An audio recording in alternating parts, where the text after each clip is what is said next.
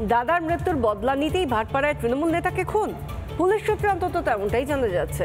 বুধবার তৃণমূল নেতা অশোক সাউ খুনের ঘটনায় বৃহস্পতিবার কৌসার আলী নামে স্থানীয় এক দুষ্কৃতীকে গ্রেফতার করেছে পুলিশ। তাকে 10 দিনের পুলিশ হেফাজতে পাঠিয়েছে আদালত। খোঁজ নেই মূল অভিযুক্ত সুজল প্রসাদের।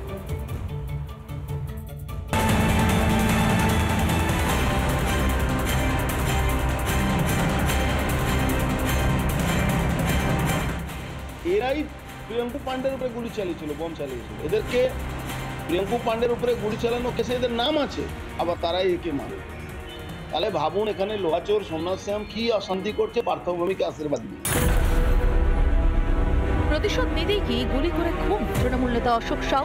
অন্তত এমন তথ্যই হাতে পাচ্ছেন ব্যারাকপুর পুলিশ কমিশনারেটের আধিকারিকেরা। খুনের নেপথ্যে সুজল প্রসাদ নামে এক কুখ্যাত দুষ্কৃতীর হাত রয়েছে বলেই অভিযোগ। 2021 সালে এই জগদ্দল থানা এলাকায় অশোক প্রসাদ নামে এক ব্যক্তি পিটিয়ে খুন হয়। সেই সময় এই অশোক সাউ ঘটনাস্থলে ছিলেন, এমনটাই এই অশোক প্রসাদের ভাই আকাশ প্রসাদ মনে করেছিল। সেই কারণেই দাদার খুনের বদলা নিতে মরিয়া হয়ে উঠেছিল আকাশ। কিন্তু ঠিক কী কারণে খুন করা হলো অশোক সাউকে? পুলিশ সূত্রে জানা যাচ্ছে 2020 সালে গণপিটুনিতে মৃত্যু অশোক প্রসাদের।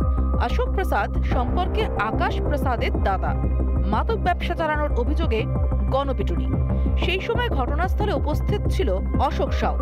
সেই ঘটনার বদলা নিতেই খুনের পরিকল্পনা। 2021 সাল থেকেই আকাশ প্রসাদ ছক কষছিল কিভাবে অশোক সাউকে পৃথিবী থেকে সরিয়ে দেওয়া যায়। তৈরি করছিল টিম। 2023 সালে প্রথম টার্গেট হয় অশোক সাউ।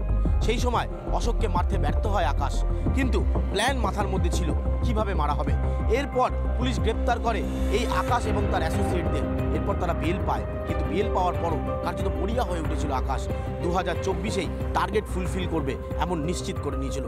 আর সিনেমার কায়দায় কার্যত অশোক সাউকে পৃথিবী থেকে সরিয়ে দিল আকাশ প্রসাদ, আর দাদার বদলা নিল, এমনটাই মনে করছে পুলিশ। অন্যদিকে তদন্তে নেমে পুলিশের দাবি আততায়ীরা প্রত্যেকেই কুখ্যাত সমাজ বিরোধী।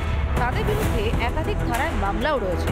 কিন্তু এখানেও উঠে আসছে তৃণমূল কংগ্রেসের একাধিক ছোট বড় নেতার নাম।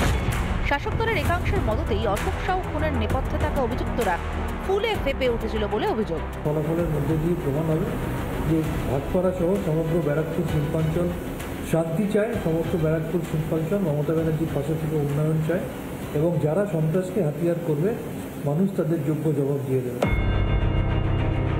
বৃহস্পতিবার অশোক সাউ খুনে কৌসার আলী নামে এক দুষ্কৃতীকে গ্রেফতার করেছে পুলিশ। কে এই কৌসার আলী? এলাকায় দুষ্কৃতী হিসেবেই পরিচিত কৌসার। পুলিশের খাতায় রয়েছে একাধিক অভিযোগ।